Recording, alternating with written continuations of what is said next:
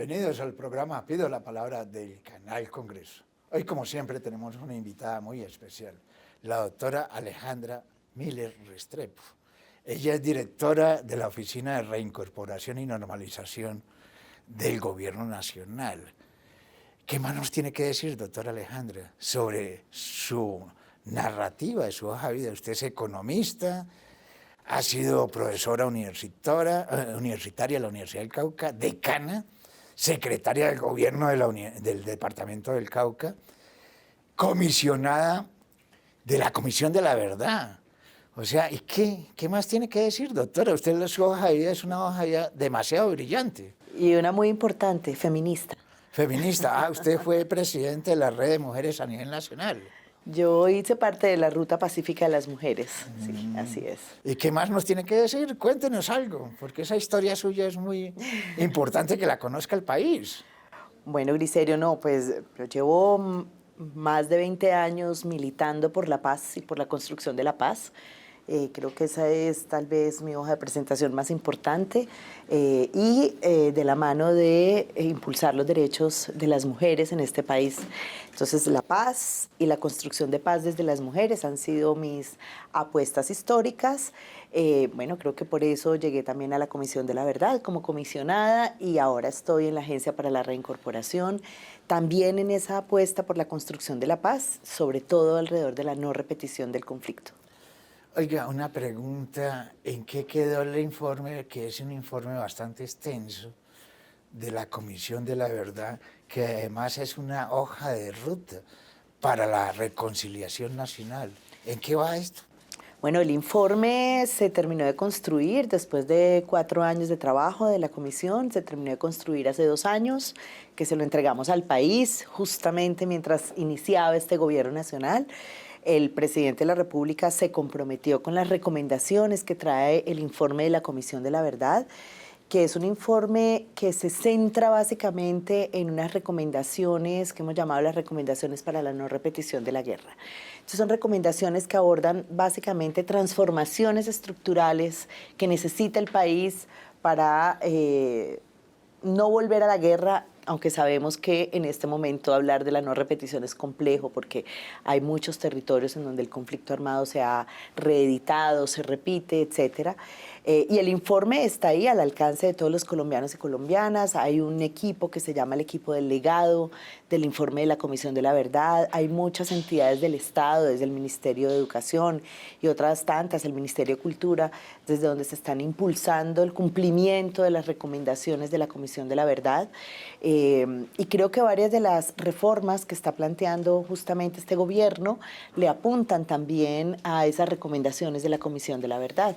Recomendaciones como la necesidad de avanzar en el diálogo y la negociación con todos los actores armados, independientemente de su origen o de su caracterización, recomendaciones como avanzar hacia la transformación de la justicia, recomendaciones que están relacionadas con la reforma agraria y la reforma rural integral, que es parte de lo que este gobierno también está adelantando.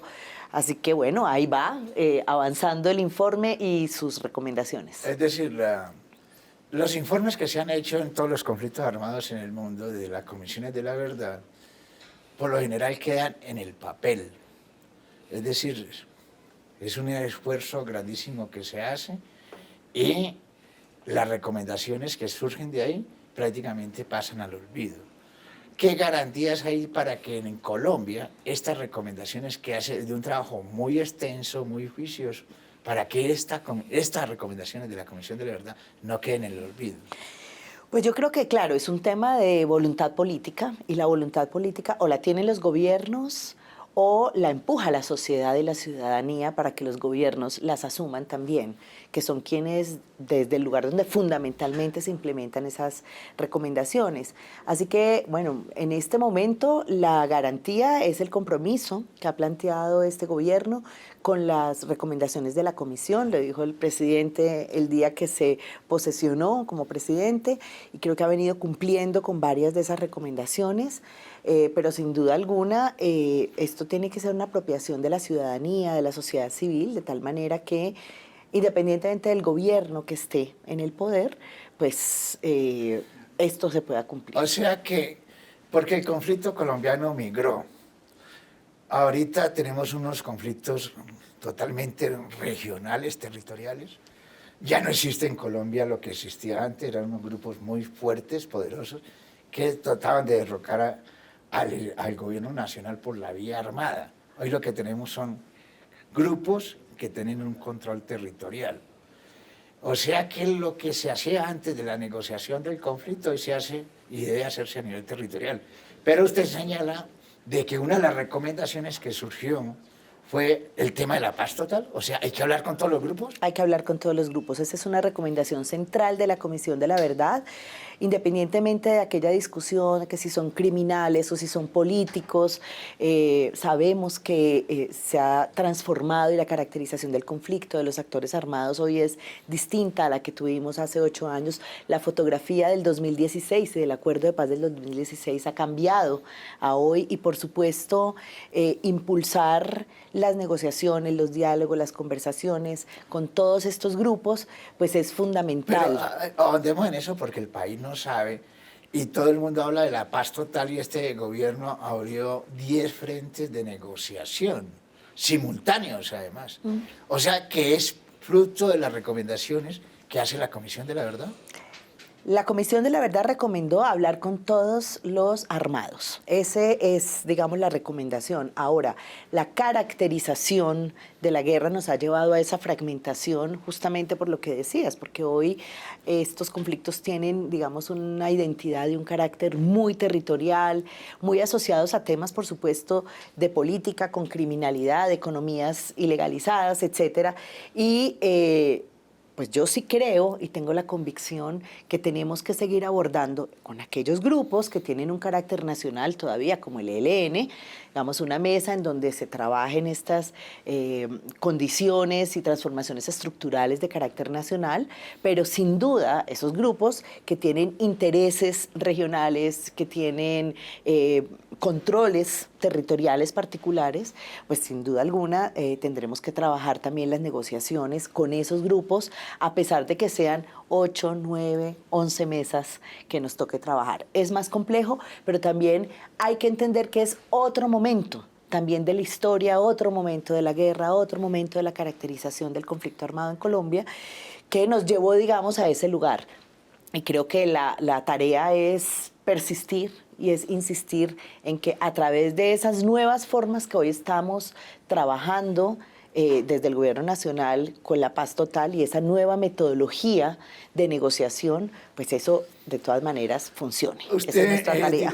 Es directora de todo el proceso de reincorporación, reinserción y normalización de los grupos que hicieron dejación de armas y en este caso fue el Acuerdo de La Habana, que es el acuerdo en el cual el presidente Juan Manuel Santos se ganó un premio Nobel de Paz. ¿En qué va eso? Porque a usted le toca, y hablemos de esto porque el tema del conflicto, como está bien territorial, entonces toca que ver fundamentalmente a este aspecto.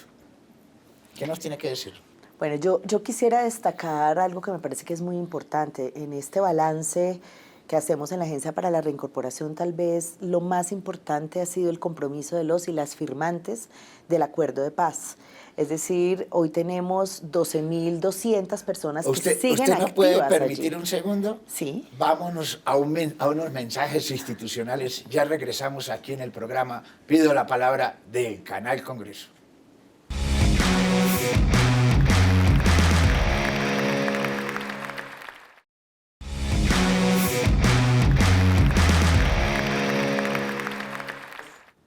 Regresamos al programa Pido la Palabra del Canal Congreso. Doctora Alejandra Miller, nos está hablando del tema de la reincorporación.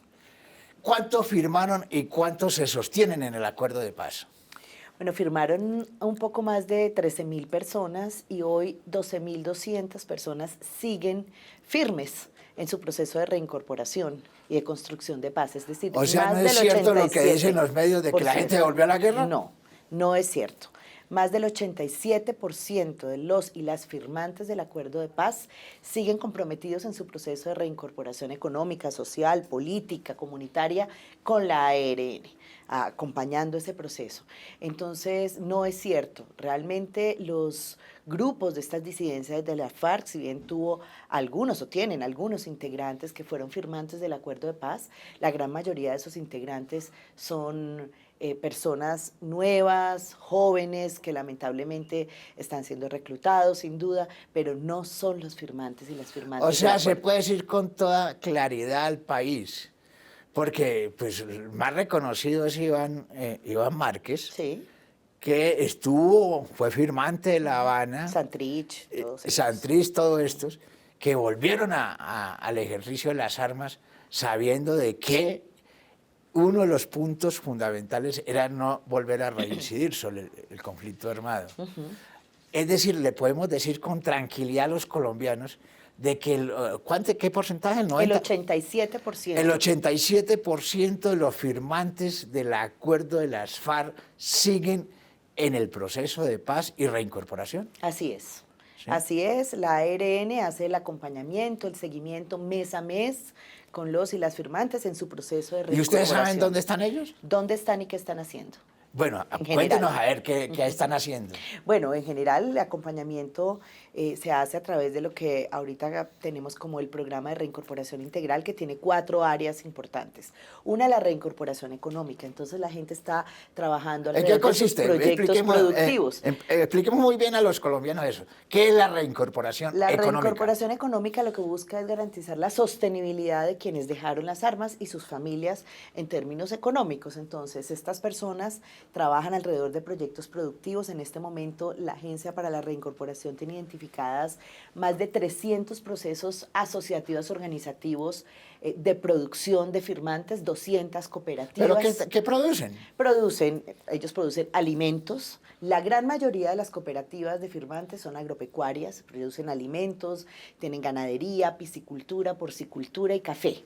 Esas son como las líneas más importantes, pero tenemos también productores de textiles. Hay 27 talleres de textiles de firmantes que producen botas, pantalones, camisas. Pero hay unos que yo he visto que le ha ido muy bien, que producen cerveza. Hay unos que producen cerveza, que ya dieron el paso hacia la industrialización. Entonces está la cervecería La Roja, está La Trocha. Digamos que hay multiplicidad en bienes y servicios, producción agropecuaria, etcétera. La ARN lo que acompaña es con asistencia técnica y apoyo a esos procesos productivos. Pero mire, los procesos de paz que se hicieron en la década de los 90 también se hicieron proyectos productivos. Y ninguno fue exitoso simplemente porque el desarrollo económico del país no fortalece el agro, sino que va en contravía del agro. Sí. Y todos fracasaron.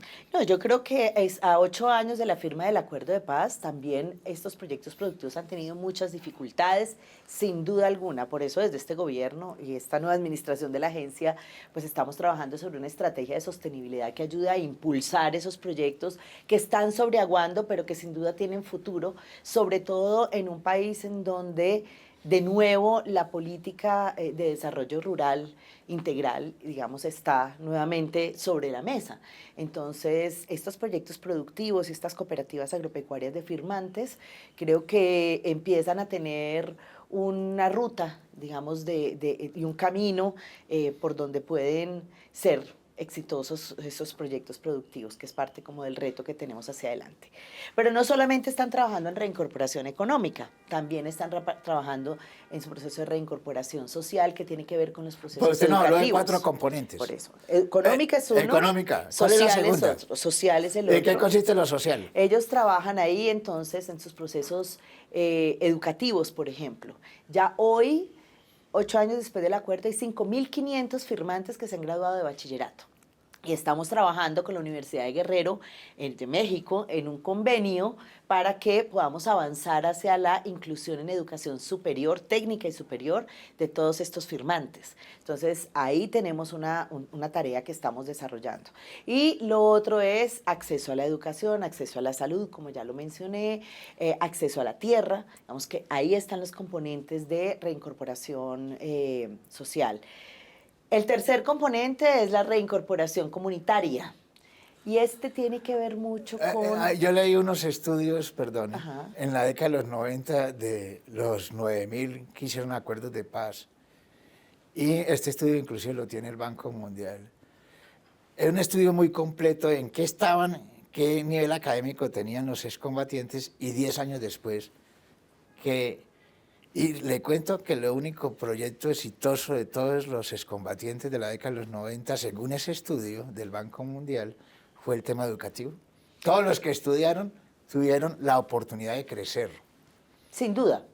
Nosotros creemos que la educación es una apuesta central de la reincorporación y por eso decía que en estos 8 años ya hay 5.500 que han terminado su bachillerato. Es que pues, la guerrilla de las FARC eran muy gente, campesinos, Rurales. que sabían leer y escribir, pero que tenían segundo, tercero de primaria.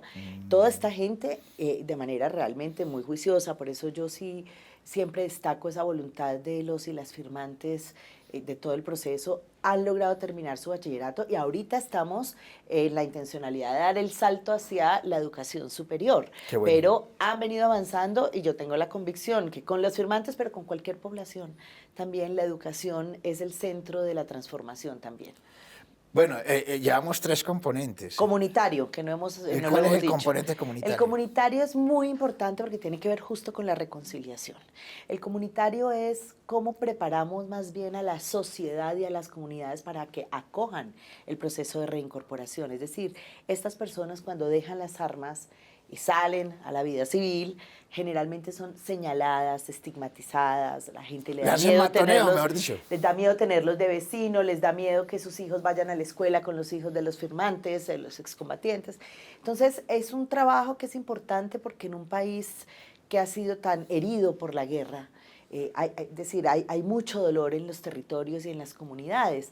Entonces, juntar eso no es fácil y lo que hacemos con la reincorporación comunitaria son procesos de diálogos restaurativos entre las comunidades, los firmantes, etcétera, para que podamos promover esa reconciliación. Entonces, bueno. Ahí es un centro fundamental de la ¿Y reincorporación. ese es el tercero y el cuarto? Y el cuarto es la reincorporación política. ¿En qué consiste? Esa es clave, esa es algo que realmente le estamos promoviendo ahorita que llegamos nosotros Porque al se gobierno. supone que la gente se alzó en armas es por un elemento político. Exactamente. Y entonces, ¿en qué consiste la reincorporación política? Es básicamente el reconocimiento de estos excombatientes como actores y sujetos políticos y que son personas que se fueron a la guerra buscando una transformación por la vía de las armas y hoy están en la democracia y necesitamos que se sostengan en la democracia generando también transformaciones. Así que la reincorporación política no es solamente que tengan un partido, que está muy bien, o que tengan unas curules en el Congreso, que está muy bien, sino también que los excombatientes, los firmantes de base, que quieran ser presidentes de juntas comunales, concejales, alcaldes, alcaldesas, etcétera, tengan herramientas suficientes para el ejercicio de esa participación política. Perdón. Vamos a unos mensajes institucionales. Ya regresamos aquí en el programa Pido la Palabra del Canal Congreso.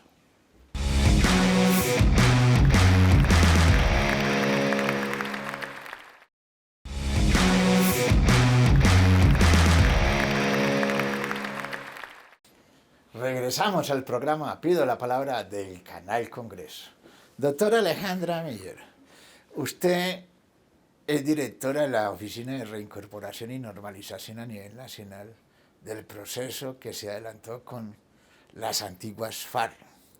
Nos estamos refiriendo al tema de la política, porque estos grupos guerrilleros se alzaron en armas con la idea y el sueño de tomarse el poder por la vía armada. Y lo hicieron a través de una negociación política. Esto ocurrió en muchas partes del mundo. En el mundo han ocurrido 198 procesos de negociación política. En Colombia tenemos mucha experiencia en eso. Pero lo del M-19, por ejemplo, no hubo ninguna negociación, sino un acuerdo de voluntad política para una inserción política. Aquí hubo otros elementos. Porque el M-19 tenía un espacio de opinión muy favorable que ganó la Asamblea Nacional Constituyente. Los de las FARC, pues tienen unas curules en el Congreso, tienen una organización política. ¿Qué le podemos decir a los colombianos? ¿Qué están haciendo los combatientes de las FARC excombatientes sobre la actividad proselitista y política? Bueno, lo que pasa es que sin duda, yo quiero referirme a algo que me parece que es importante. Como decía hace un rato, la participación política es un factor de arraigo a la civilidad que es muy importante para la reincorporación en aquellos que son actores políticos. Este es el caso, como las antiguas FARC. Entonces, creemos que fomentar ese arraigo a través no solamente de la participación electoral es fundamental. Yo decía hace un momento, quien quiera ser presidente o presidenta de Junta de Acción Comunal, quien quiera ser pues, líder social, es importante que tenga esas herramientas para esa participación social y política. Y a eso es que, digamos, le estamos haciendo una apuesta con unas acciones muy concretas. Por esa misma razón, porque creemos que estas personas, si son reconocidas como sujetos y actores políticos de esta sociedad, pues definitivamente hay menos posibilidades que busquen retornar a la guerra. Bueno, pero hay cifras dramáticas, le voy a ser franco. Les han matado más de 450 Sí.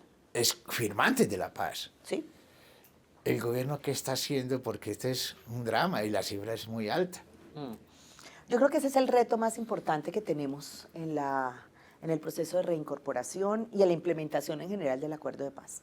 El tema de la seguridad de los y las firmantes, de los y las líderes sociales y de los territorios. Y por eso mismo yo creo que hay varios niveles en este tema de la seguridad. El más importante para mí hay un nivel estructural y es la posibilidad de que avance la paz total. Si la paz total no avanza en los territorios, no vamos a poder resolver de fondo el tema de la seguridad de los y las firmantes que están justamente en esos territorios y que son personas que están siendo asesinadas fundamentalmente porque son presionados por un grupo o por otro, porque creen o se les acusa de pertenecer a un grupo o a otro, quedan en la mitad y muchos de ellos están siendo asesinados por esa razón. O sea que la paz total es un elemento fundamental y los avances en todas esas mesas de negociación es fundamental para garantizar la seguridad de los territorios. Ahí tenemos una tarea que creo que es la más grande. Luego pues viene otro nivel que tiene que ver con la seguridad que debe prestar el Estado a algunas de estas personas en su condición de liderazgo, que lo hace la Unidad Nacional de Protección, la UNP, a través pues, de las camionetas, los escoltas, etcétera. Pues es que no hay escoltas y camionetas para cada persona, para todo es decir, el mundo. ese modelo de Ese seguridad modelo es muy no es difícil. el que funciona y garantiza Sí, finalmente es muy realmente complicado. todo. Y luego tenemos otra parte que estamos trabajando ya nosotras desde la ARN que consideramos que aporta la seguridad y es esto que hablábamos de la reincorporación comunitaria. Es decir, tenemos la convicción que las comunidades que comprenden la reincorporación, que la asumen como un aporte real al desarrollo de su comunidad y a la paz, son comunidades que protegen la vida de los y las firmantes del acuerdo de paz. Y ahí hay otro nivel. Entonces yo creo que hay que trabajar en todos los niveles, pero sin duda el tema de la paz total va a ser fundamental para poder garantizar la protección ¿No de la cree vida de los que firmantes? en todos esos procesos de paz que han habido en Colombia, hay una cosa que ha estado ausente y es el tema del posconflicto? Es decir, inclusive en la discusión que se dio en La Habana, dijeron que no hablaban de posconflicto sino de posguerra. Y resulta que el posconflicto fundamentalmente atiende todos estos elementos, seguridad, y el posconflicto tiene un eje fundamental y es la transformación económica de los territorios. Aquí en el acuerdo une una cosa maravillosa que fueron los municipios trabajados con enfoque territorial, los PD. Sin embargo, el avance en la transformación de estos municipios ha sido poco. Así es. Y yo creo que parte de la crisis de seguridad que tenemos hoy en los territorios es justamente que tuvimos un gobierno que durante 4 años no implementó el acuerdo de paz o lo implementó precariamente. Y que eso hizo que estos grupos armados que en el momento de la dejación de armas de las FARC, pues eran disidencias muy chiquitas en los territorios, pero que justo la no implementación, no llegara de los territorios, que el Estado no ocupara esas regiones, pues por supuesto posibilitó que estos grupos crecieran hasta el nivel de lo que tenemos hoy. Entonces, claro que es sin duda la posibilidad de Yo creo que el presidente dice algo que es muy importante, Griserio. En el centro de la paz está la transformación del territorio. Pero esa transformación del territorio tiene que ver con varias cosas, creo yo. Una, lo que tú estás diciendo, un eje de desarrollo. Es decir, el Estado tiene que llegar a hacer la provisión de bienes y servicios a esos lugares. Dos, la redistribución del poder en esos territorios. Territorios excluidos, marginalizados del poder, tienen que volver a tener un lugar en la conducción del poder. Y tres, el tema de las economías ilegalizadas, pues que nos da para otro programa, pero que sin duda hacen parte de eso que llamamos la transformación territorial. Entonces, los PEDETs, por supuesto que son una parte importante de esa transformación territorial, no la única, pero que pues ahí hay una apuesta grande en la implementación que está haciendo este gobierno. Se nos acabó el tiempo, pero un mensaje muy positivo para la sociedad colombiana. ¿No? El mensaje creo que es eso, insistir en la paz, persistir en la paz, a pesar de las dificultades, a pesar de que veamos a veces muy oscuro el panorama.